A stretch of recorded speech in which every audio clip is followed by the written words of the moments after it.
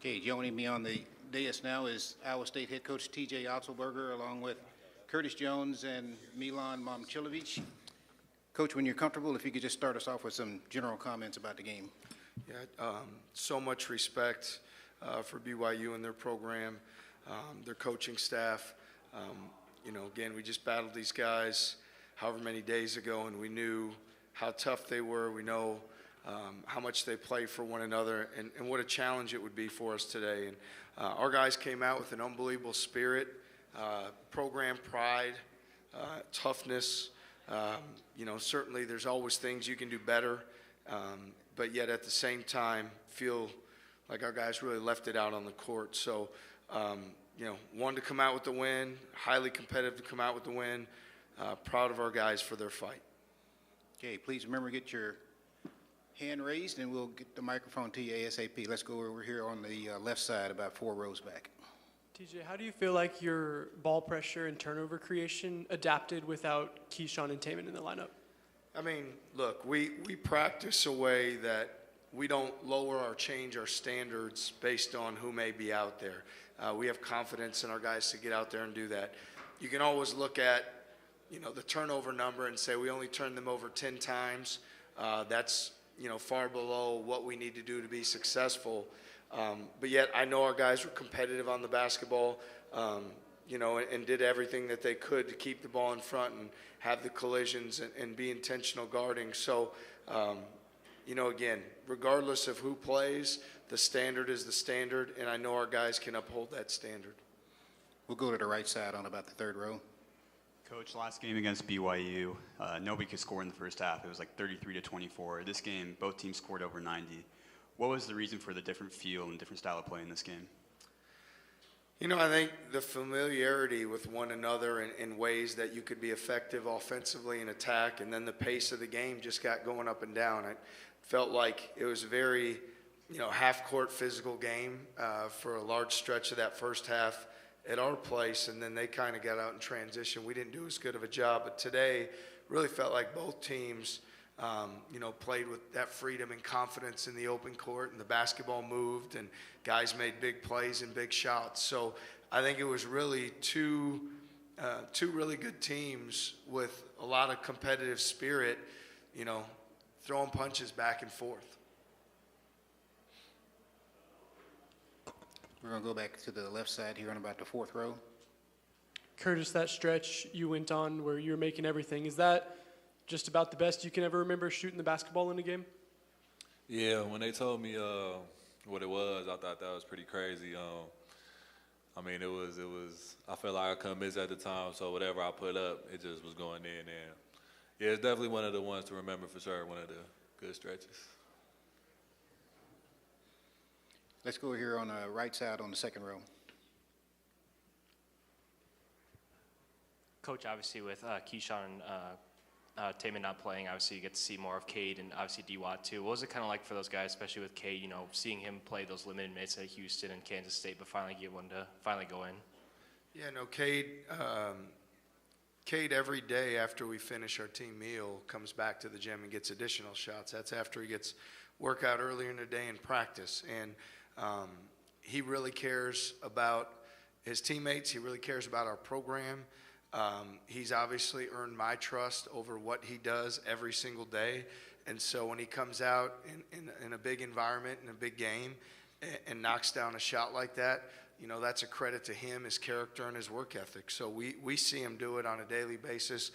We know what he can continue to do, and I'm excited about his continued development because he's given us a good spark and some great energy. Let's go over on the left side on about the 4th row back. Hi, Coach. We saw Taman go through warm-ups a couple different times before the game. What went into his decision to not play, or your guys' decision as a staff to not play? Yeah, I'm not sure there's ever been a guy that I've been around or that I've heard of that has probably played through more injuries and things than what Taman has done in the past.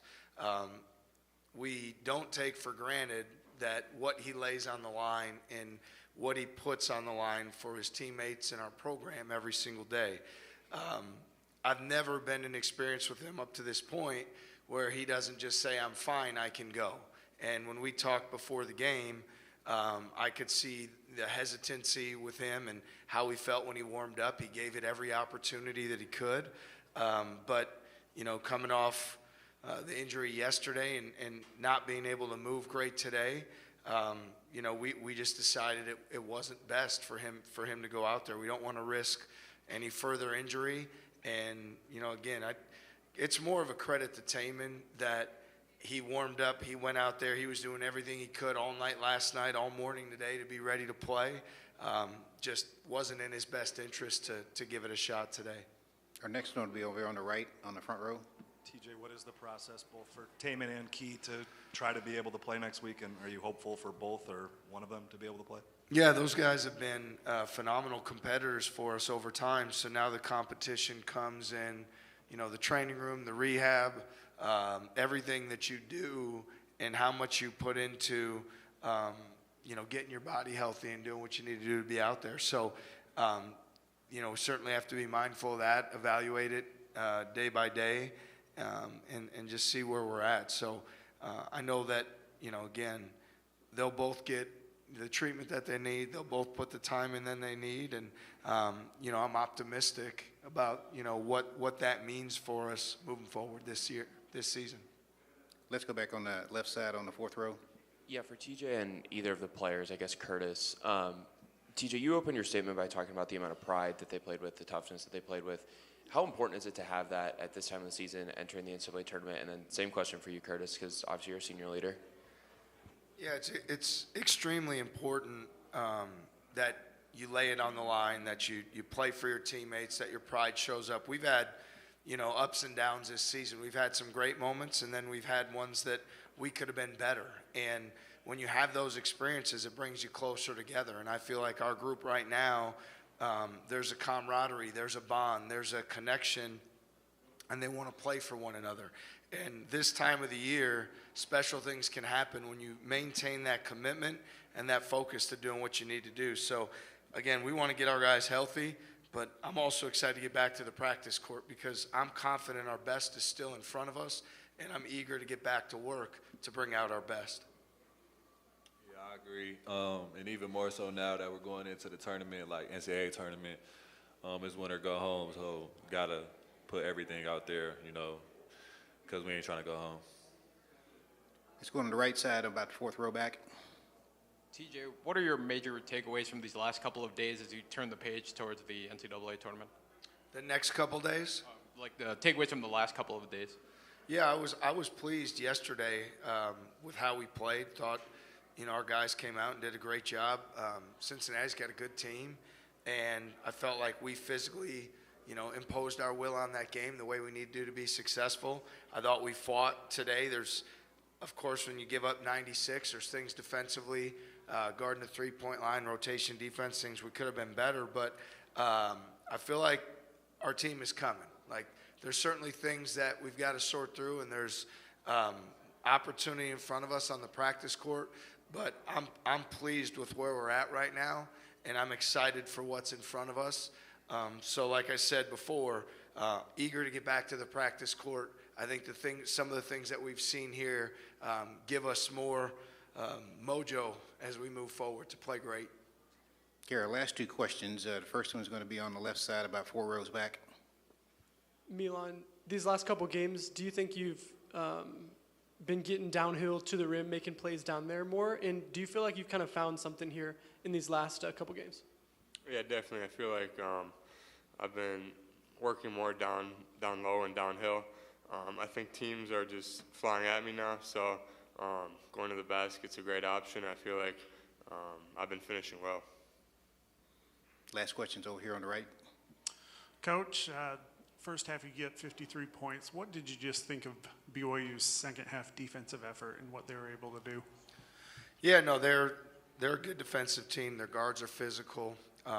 They do a great job defending without fouling. I think that was important for them. We didn't get to the foul line very often.